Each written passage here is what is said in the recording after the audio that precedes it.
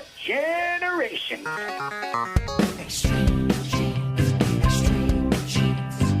Dates in the Bible don't quite match the marriage certificate.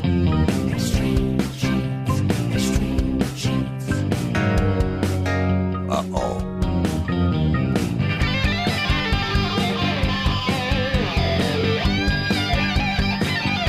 And welcome to America's Family History Show, Extreme Genes and ExtremeGenes.com. My name is Fisher. I am your radio root sleuth on the program where we shake your family tree and watch the nuts fall out. And this episode is brought to you by BYU TV's Relative Race. It's Season 5 happening right now, Sunday nights at 9 o'clock Eastern, 6 o'clock Pacific. And I tell you, the episodes just keep getting better and better.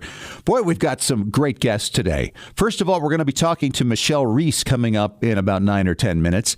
You know, throughout most of her life, that was not her name. That was until she got a DNA match that just left her scratching her head, and she discovered some things about herself and her family that are breathtaking. And you're going to want to hear her story coming up in just a little bit. Then later in the show, in light of all that has happened with, for instance, the recent bomb cyclone that hit the Midwest, and of course the hurricanes, the tornadoes, the fires, the floods, I'm going to talk to Mitch Goldstone. He's the CEO and co-founder of a company called Scan My Photos. They scan like 300,000 photos a day.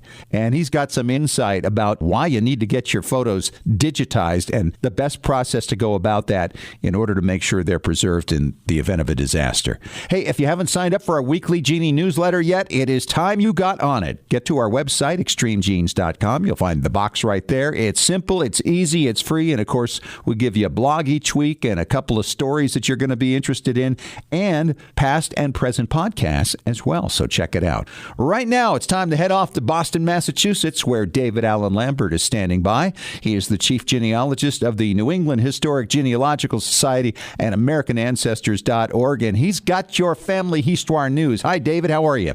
Hey, I'm doing good, Fish. How about yourself? Awesome. Where do we begin today, my friend? Well, I'll tell you, smoking is hazardous to your health, but pipe smoking from long ago may be beneficial to your genealogy. Recent findings with DNA inside pipe stems. Isn't this incredible? They're actually finding, because the pipes were porous, people who smoked these pipes years ago left their saliva inside them. And we're talking like from the 17th century, the 18th century, the 19th century. And they're actually getting some DNA samples that are viable out of these clay pipes. On Extreme Genes, some of the pipe stems that are discussed in the article online include those that were from slave quarters down in Maryland, and one of them, they find the genetic ancestry goes back to Sierra Leone. And they're even talking about excavating a local cemetery there that may contain the remains of some of these slaves and see if they can match that up with the permission of the descendants. So it's a very interesting story that's still developing. It really is. And speaking of interesting stories, going across the pond, we've all heard the greatest cold case story is Jack the Ripper. Now they're saying that they may have DNA and evidence from a shawl, but halt, before we go with that as a positive green light, there are people like Dr. Adam Rutherford over in the UK who says that the shawl, the provenance is not certain, and that it's been handled by too many descendants, so it may have corrupted the DNA. So there's a whole controversy on social media on this, so we're staying tuned on this story. Yeah, wouldn't that be something, though, if they could determine for sure the identity of Jack the Ripper through DNA? It would be amazing to finally put closure on that after 130-plus years. Yep. It's amazing. Incredible. Well, digging into the past in Lake George while they were putting in some new houses, they found a cemetery, not a cemetery from recently, but from the Revolutionary War. At least 18 skeletons have been found, and they found Revolutionary War buttons, and they believe it may come from a nearby smallpox hospital. Wow. So you may have an ancestor that died out in Lake George, New York. They may have found him.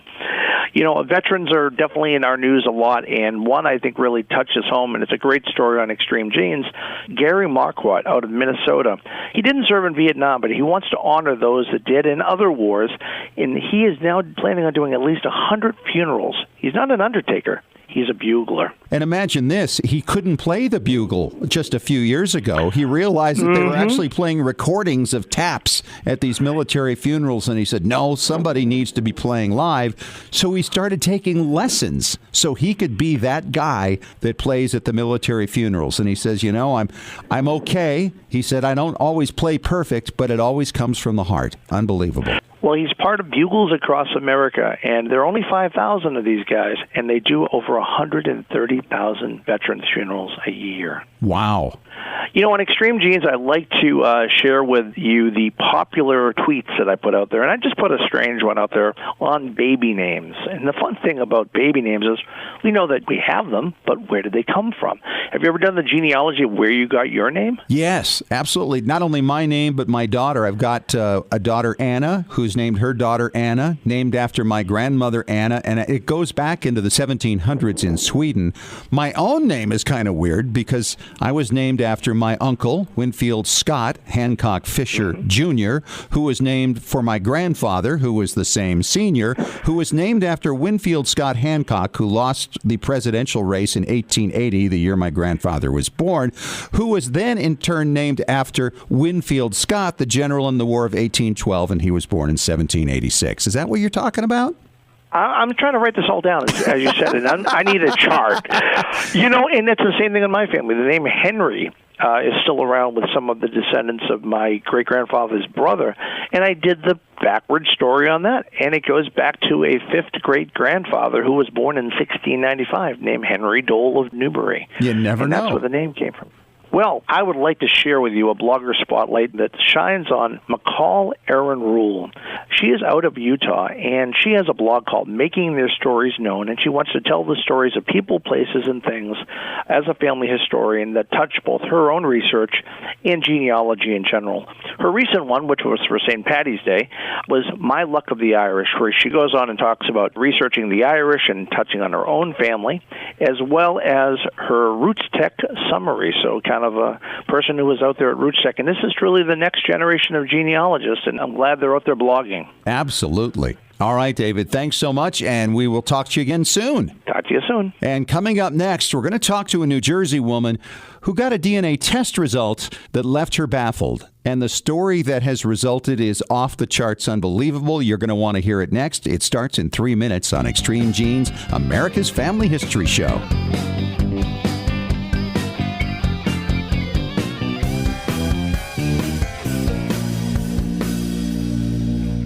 Roots Tech 2019 may be over, but the Family History Fun doesn't have to end. Visit rootstech.org to view recorded content from the event. Rewatch the inspiring keynote addresses from celebrity speakers Patricia Heaton, Saru Briley, and Jake Shimabukuro. A number of classes are also available to view for free from popular genealogists such as Miko Cleland, Diane Southard, and Valerie Elkins. Want access to even more content from Roots Tech? Purchase the virtual pass and get access to 18 recorded conference sessions. Watch playbacks from any device from the comfort of your own home. Enjoy exclusive content from popular presenters like Kenyatta Berry, D. Joshua Taylor, and Lisa Louise Cook. Purchase your all-access virtual pass at rootstech.org for only $129. Roots Tech 2019 may be over, but it lives on through the Roots Tech Virtual Pass. Download yours today. Visit rootstech.org to learn more.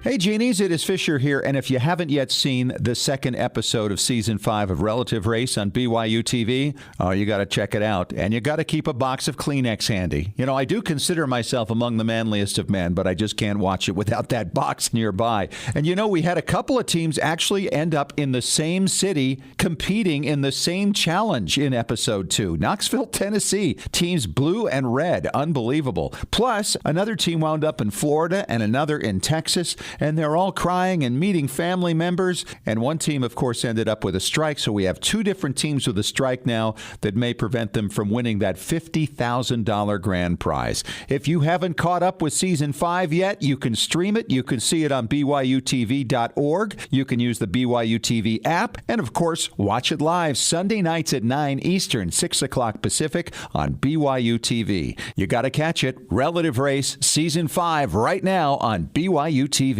Legacy Tree Genealogist is a proud sponsor of Extreme Genes. Based in Salt Lake City, Utah, near the world's largest family history library, we've worked with genealogists all over the globe since 2004 to track down records, find your ancestors, and the stories that bring your legacy to life. We also analyze DNA test results, help you join lineage societies, and find missing cousins. Legacy Tree is the recommended research partner of MyHeritage.com and is the world's highest client-rated genealogy firm. Call us toll-free at 1-800-818-1476 or register online to get a free estimate. Right now, you can save up to $100 on professional genealogy research. But hurry, this offer expires at the end of the month. Even experienced researchers can benefit from our proven and experienced staff of specialists who can bring new approaches to old problems. Learn from our free genealogy tips on our blog at legacytree.com/blog. Legacy Tree Genealogists. We do the research. You enjoy the discoveries.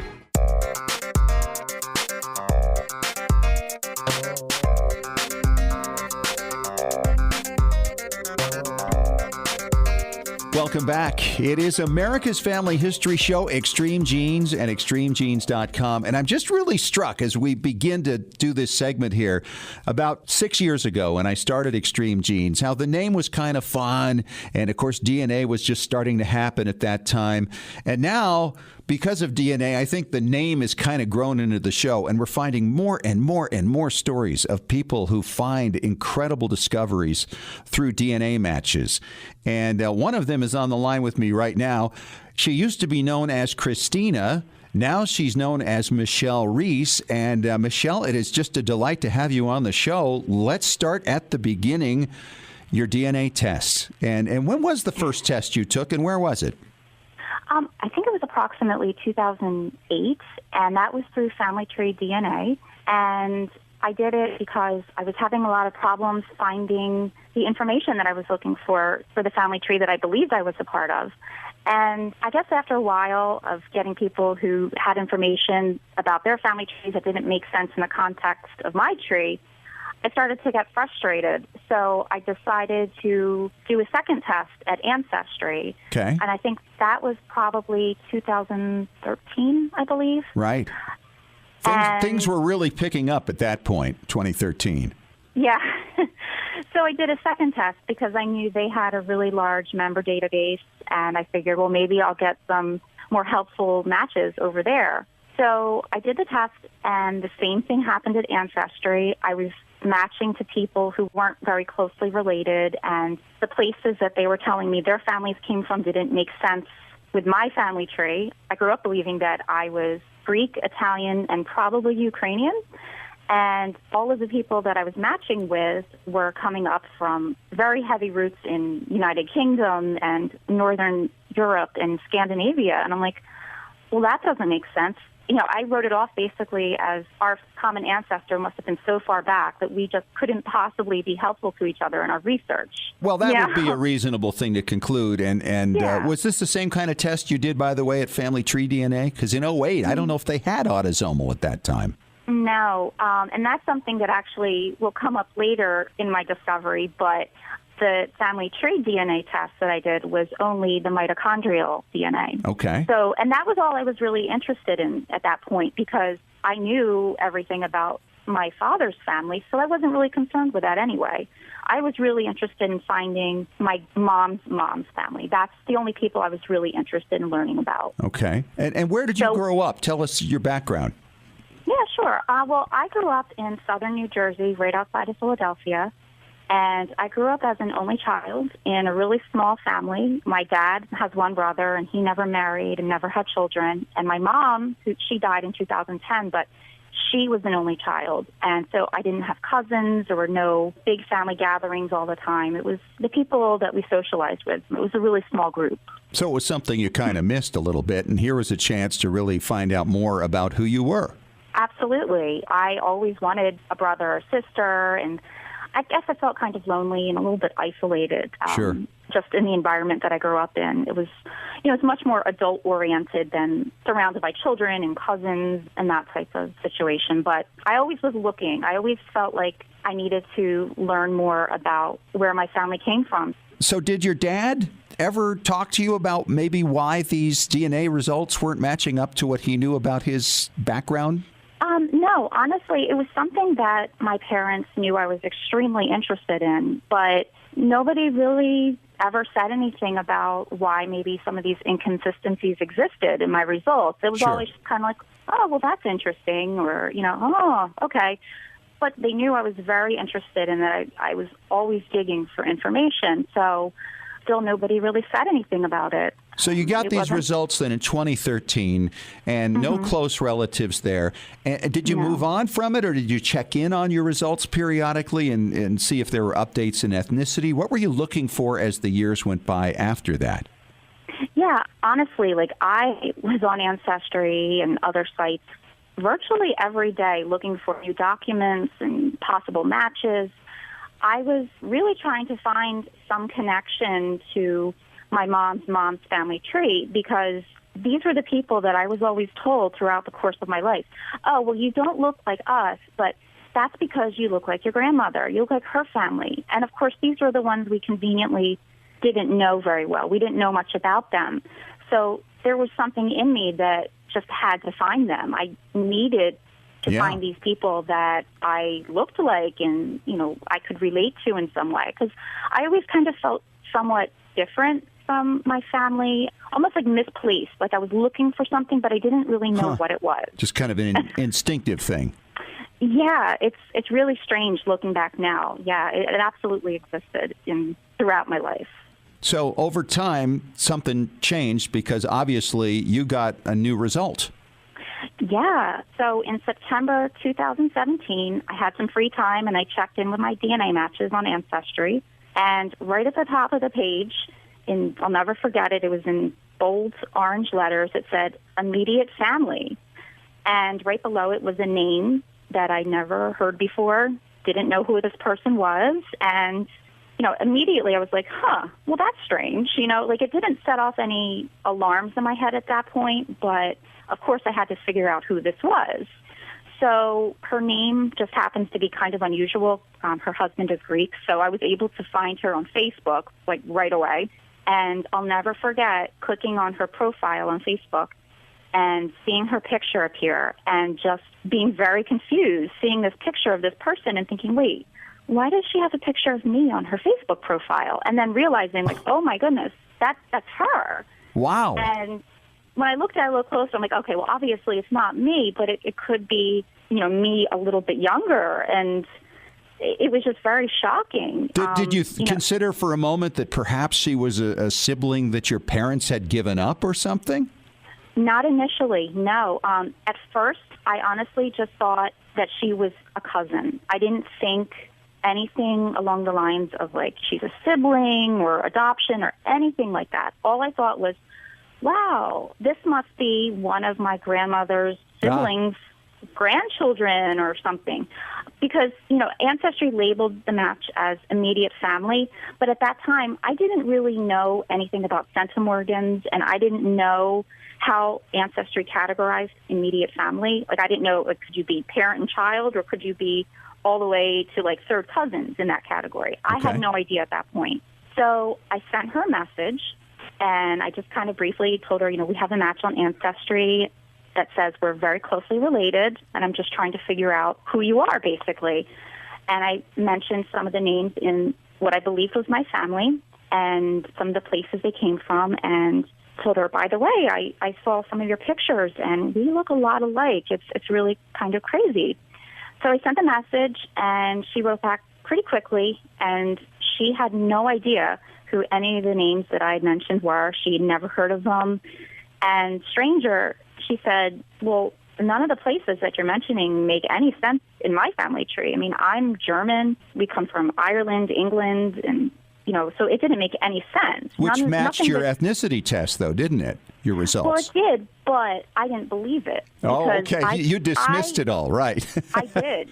I absolutely did. I figured, well, that's just my very, very distant ancestral origins. I didn't really take all of that too seriously because I felt confident that my family was giving me accurate information. We're Greek, we're Italian, and probably Ukrainian. Right. So that's what I believed. So when she said that, I thought, honestly, this kind of makes me laugh now, but I thought to myself, how sad. She doesn't really know anything about her family history, And she's obviously missing some big parts of her family tree here, Yeah. And now I laugh about it because obviously I'm the one who didn't have a clue. Not a clue. But yeah. From when I first got my DNA match to my sister until I confirmed my adoption, the entire process was only 5 days. So it was all very fast. And you had no idea you had been adopted?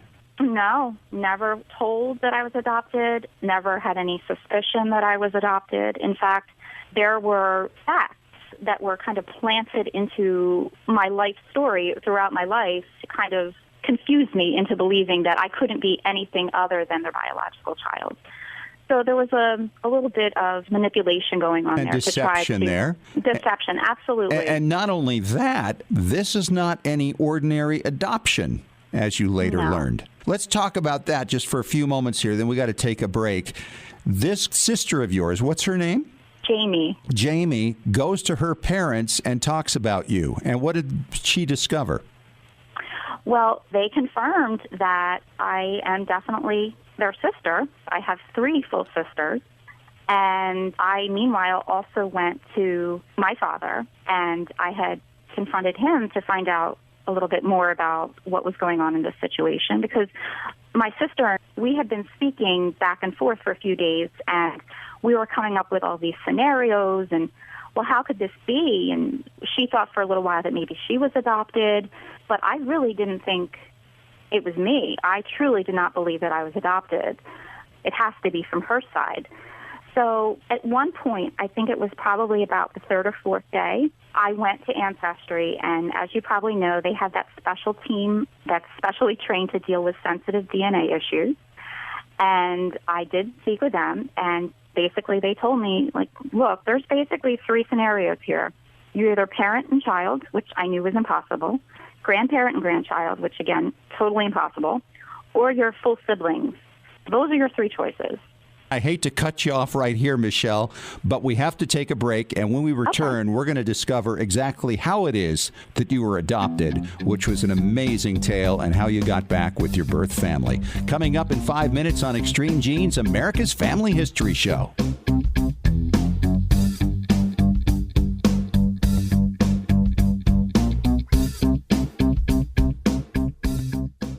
Looking for an easy way to show off your family history and share it with your family? Family Chartmasters offers beautiful custom pedigree art pieces and inexpensive family reunion draft charts in any design or size that fits your needs. With a free consultation at FamilyChartmasters.com, you can get started creating a new family masterpiece. Family Chartmasters has over 11 years of experience in creating and printing family charts. They can print any style of genealogy chart from any genealogy file and can create exactly what you're looking for. You'll work with a specialized and talented consultant whose goal is to make you happy. Decorative charts make fantastic gifts for all occasions. And with Family Chartmasters' option of ordering duplicate charts at half price along with your original purchase at full price, you can afford to give a family heirloom to each member of your family.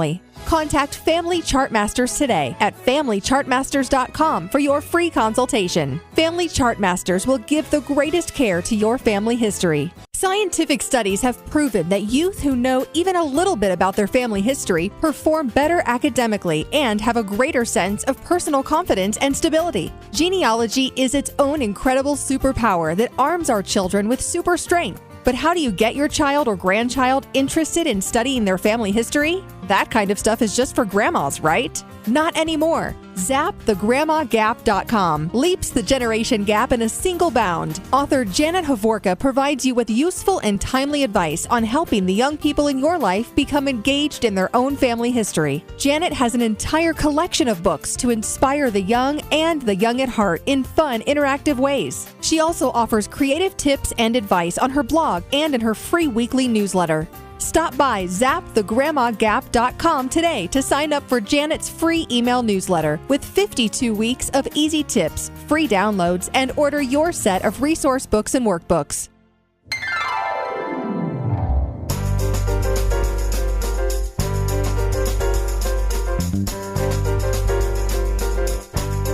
We are back at it, talking DNA on Extreme Genes, America's Family History Show, and I'm talking to Michelle Riess, formerly known as Christina, until she got her very unexpected DNA result just a few years ago.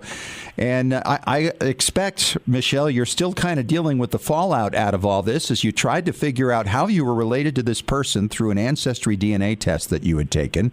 It revealed you were a close relative, very close family.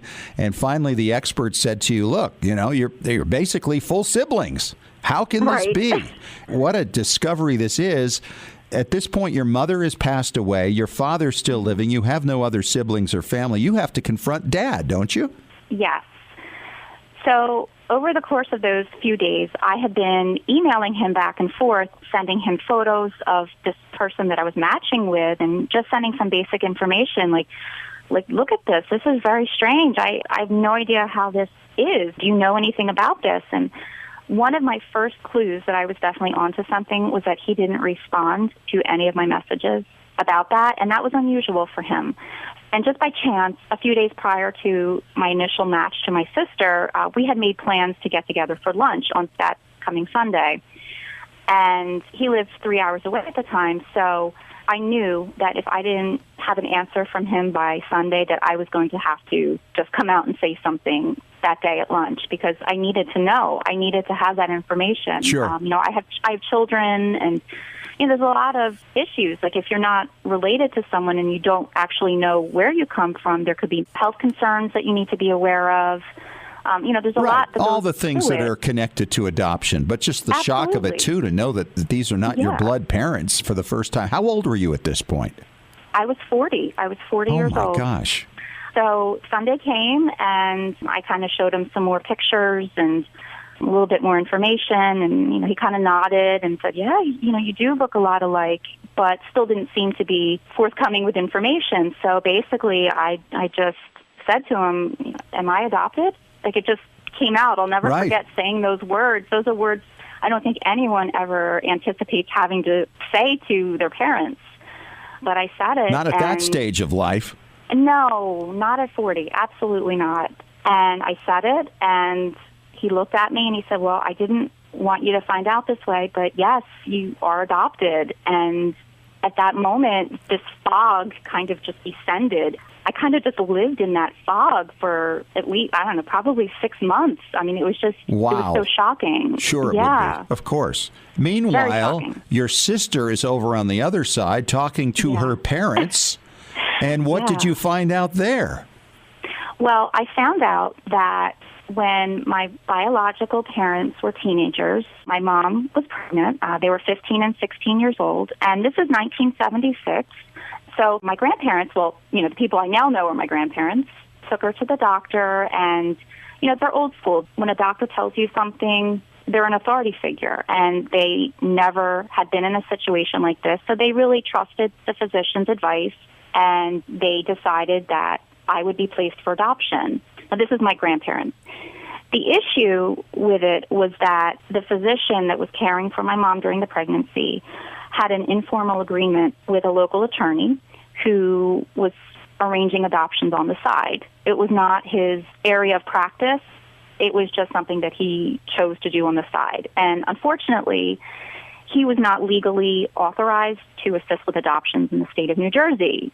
And why he did that as an attorney, knowing that it was illegal, I have no idea why he would do that. But eventually, he was indicted by the state for my adoption and 2 others that he illegally arranged, and he was convicted. So it was really not a great situation. My mom felt as though she was coerced into the adoption and that a lot of very unethical things took place in order for that adoption to occur. Now, they were expecting actually to have communication or at least a knowledge of who the adoptive family was, correct? Well, it was a closed adoption, and it was privately arranged, but there was an understanding that I would be told. I had been able to get my adoption file unsealed recently, and even in the reports from the state agency, it very clearly says that the adoptive parents are going to be telling me about my adoption, and when I'm old enough to understand the meaning of the word adoption. But obviously that never happened. And what really breaks my heart is my family was under the impression that I, of course, would be told that I'm adopted. And so over the years, they looked for me. And by the way, we grew up like 10 minutes apart for our whole lives. Wow. I know, crazy. But especially once the internet came around, my mom would go onto adoption reunion sites and post inquiries to see if I would respond. And of course, I didn't know I was adopted, so I wasn't looking for those messages. And she interpreted me not responding as me not wanting to know them. And that just breaks my heart, carrying that for 40 years, thinking, I was placed for adoption, but still, not wanting to know. I can't imagine what that must have felt like for her all those years. Of course, yeah. And so much was stolen from you in the process here, an illegal adoption, and then the family just basically disappearing and then never telling you. It's unbelievable. It's hard to get your brain around all the implications of this. So what's your relationship like with your adoptive father? Well, I no longer have a relationship with my adoptive father. That was something that I had to do once I found out that I was adopted, and some things took place during that whole discovery period that I just really couldn't participate in anymore. I just couldn't, knowing what I know now and doing my own investigation into the circumstances of my adoption, I couldn't continue that relationship. My trust was obviously pretty shattered at that point, and it wasn't even a matter of forgiveness. People always say, oh, well, forgiveness isn't for the other person, it's for you. But it's a matter of self-respect. I cannot be in a relationship with someone that I don't trust and that I feel has done something quite major to me and to my family. That's a really major deception, and I just couldn't continue that relationship. So what's your relationship now with your birth family? You've obviously changed your name to their name, which is Riess, and now you go by Michelle, which was the name they gave you at your birth. It is. That's the name they put on my birth certificate application, which was later fraudulently changed by the attorney, which is a whole other story.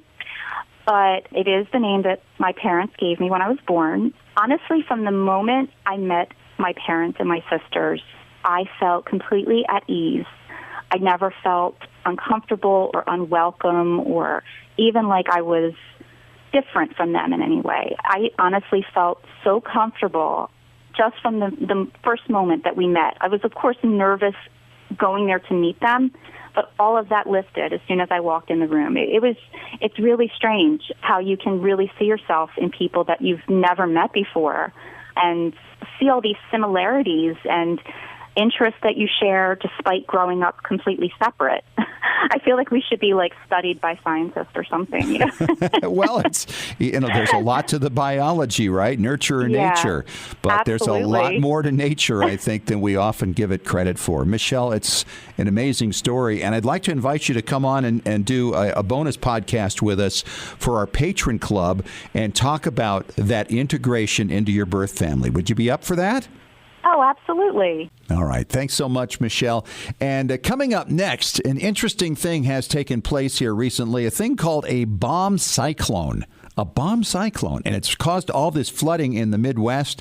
In fact, in Nebraska, it's the overwhelming majority of counties that have declared emergencies, and this means photographs and home movies and videos, a lot of things being lost. And I'm going to talk to the CEO and co-founder of Scan My Photos coming up next about what you need to do to make sure you're protected against events like this in 3 minutes on Extreme Genes.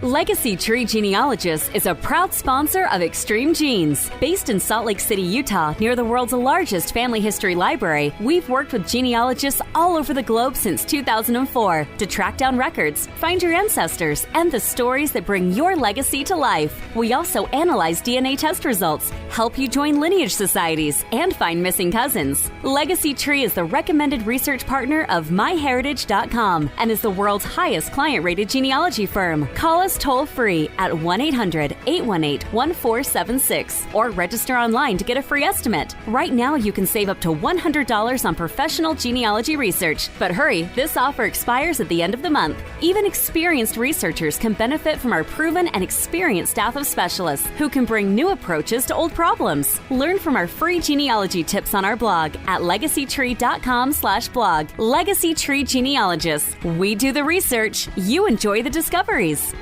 Roots Tech 2019 may be over, but the Family History Fun doesn't have to end. Visit rootstech.org to view recorded content from the event. Rewatch the inspiring keynote addresses from celebrity speakers Patricia Heaton, Saru Briley, and Jake Shimabukuro. A number of classes are also available to view for free from popular genealogists such as Miko Cleland, Diane Southard, and Valerie Elkins. Want access to even more content from Roots Tech? Purchase the virtual pass and get access to 18 recorded conference sessions. Watch playbacks from any device from the comfort of your own home. Enjoy exclusive content from popular presenters like Kenyatta Berry, D. Joshua Taylor, and Lisa Louise Cook. Purchase your all-access virtual pass at rootstech.org for only $129. Roots Tech 2019 may be over, but it lives on through the Roots Tech Virtual Pass. Download yours today. Visit rootstech.org to learn more. Hey, Genies, Fisher here with a shout out to our Patrons Club members at patreon.com/Extreme Genes. This is where friends of the show support Extreme Genes for as little as $1 a month, all the way up to the cost of a very nice burger each month. I mean, a really juicy one. You can support the show and enjoy various special Patrons Club member benefits, such as acknowledgement on extremegenes.com, special bonus podcasts from expert guests like Maureen Taylor, the photo detective, CC Moore, your genetic genealogist, great storytellers and experts on record sets from all over the world. We even offer expert advice on specific questions challenging your research. So go to patreon.com/extremegenes and get signed up. We love sharing your genealogical journey with you on our Extreme Genes Patrons Club. After all, what would you rather have? Inspiring and informative content or another greasy burger? The choice is yours. And thanks for supporting Extreme Genes.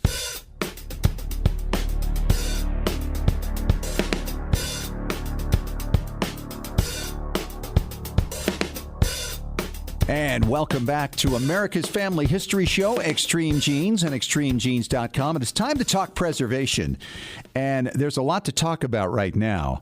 In fact, this past week I was chatting with my daughter who used to live in Nebraska and mentioned to her, did you see what's happening back there? They had a thing called a bomb cyclone that went through, and the overwhelming majority of counties in Nebraska have declared emergency areas, and so photos are being lost and the films are being lost. And so I thought I'd get on the line with my friend Mitch Goldstone. He's the CEO and co-founder of Scan My Photos. They've been mentioned on Oprah and in the Wall Street Journal and the New York Times. Al Roker's mentioned them as well. And Mitch, it's great to have you on the show.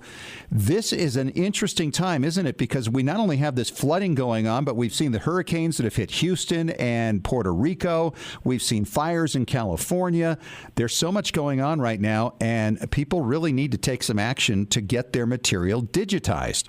They do. And Scott, congratulations also on all your success with Extreme Genes here. You help so many, and this is an important topic. When you think of the 3 Ps, people, pets, and property, with a natural disaster, whether it's the wildfires, hurricanes, the last thing anyone should be concerned about from the 3 Ps are photos. No one should run back into a home that's threatened to grab those pictures, those generations of nostalgic memories, and that's why they need to be digitized. Well, and you think about it, too. I have gone through the digitizing process, and there's a lot to it, obviously, to get that done. There's some expense involved as well, but you also have to make sure you have these things saved in other places. For instance, if you have physical copies, that they're in the hands of a relative in another state or another city, somewhere far away, so that these things can be preserved, and hopefully have these things up on a cloud as well. That part of it I haven't fully achieved yet. It takes a lot to get some of these things up there, but to at least get it started, get it digitized and shared,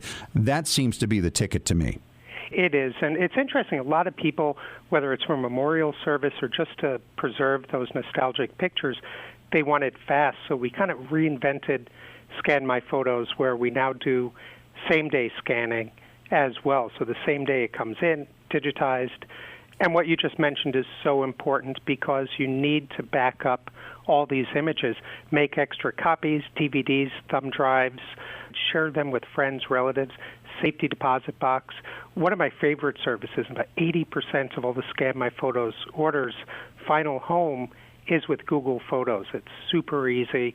Of course, Dropbox, Carbonite, right. There are lots of different solutions. Scott, I hear so many stories.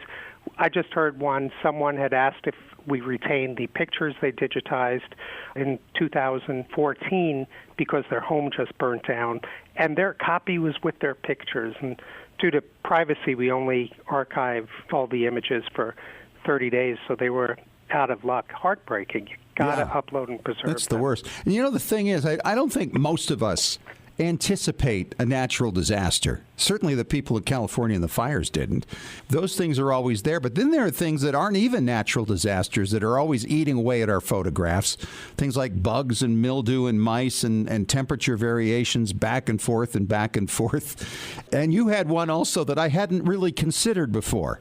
Yeah, yes. It was actually good news, bad news. Someone had let me know that we had digitized all their pictures, so that was the good news. The bad news is their young child, with a handful of crayons and a scissor, turned their entire family history into art.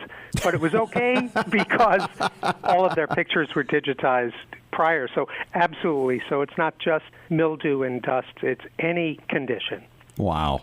All right. Thanks so much, Mitch. And when we return, we're going to talk a little to Mitch about how he got this thing going, because it's like a worldwide operation, and his one favorite photo in his collection when we return in 3 minutes on Extreme Genes, America's Family History Show.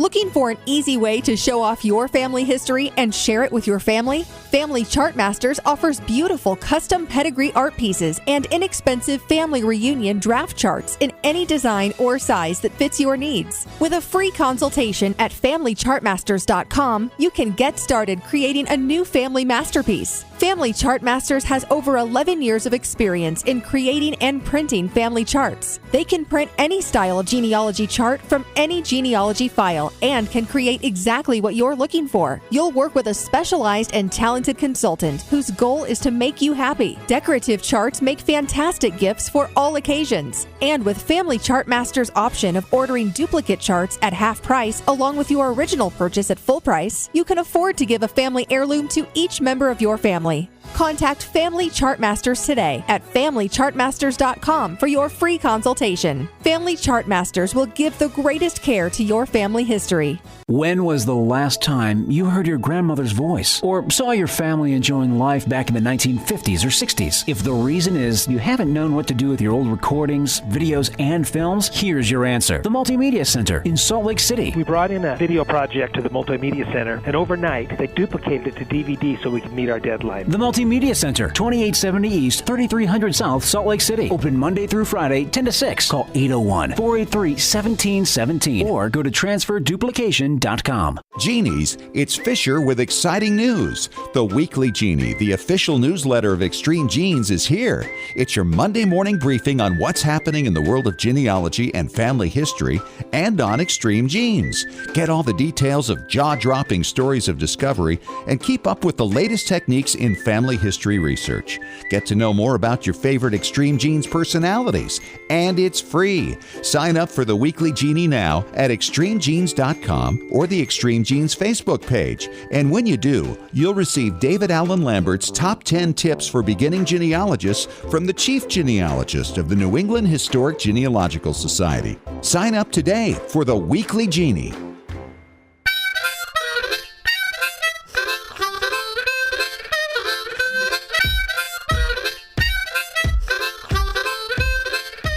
Hey, we're back. It is our final segment of Extreme Genes for this week, America's Family History Show. It is Fisher here, your radio root sleuth, and I'm talking to Mitch Goldstone. He's the co-founder and CEO of Scan My Photos. And Mitch, you've got to be like the biggest at what you do in the world. How many pictures a day do you guys do? Scan My Photos digitizes about 300,000 pictures a day. It may sound like a lot. We've scanned 600 million, but there are trillions of still pre-digital analog snapshots, so it's a really vast market. Yeah, you're going to be around forevermore. You must be doing them in countries everywhere. Everywhere. In Canada, the UK are two of our largest ones, but predominantly throughout the U.S., from Puerto Rico, including Hawaii and Alaska, too. How did you start this? It's interesting. When I was 5 years old, I was with my family at Disneyland in California, and there was just a random snapshot of myself and my dad hugging me. And sadly, 2 years later, he had passed away, and it's my only memory of him. And it was that single picture, that only memory, that got me engaged and involved with photography. It stuck with me, and I know everyone has that single most important picture. Yeah, we all do. I've got one with me and my dad and my brother and my grandfather. And when I was 1 year old, my grandfather died about 8 months later, and then my brother died when I was 8. He was 21.